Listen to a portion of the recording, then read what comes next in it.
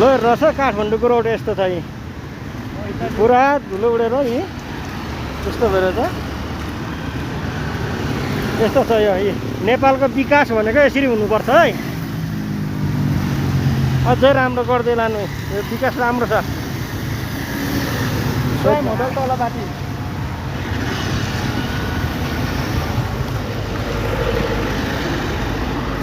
ठिक छ विकास राम्रो छ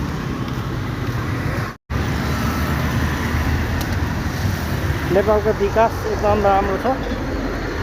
विकास हुँदैछ रोडहरू बनिँदै रहेछ यहाँ पुरा धुलो आएर यस्तो पछाडि केही देखिँदैन यस्तो विकास छ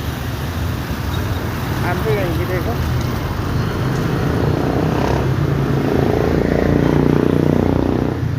सब विकास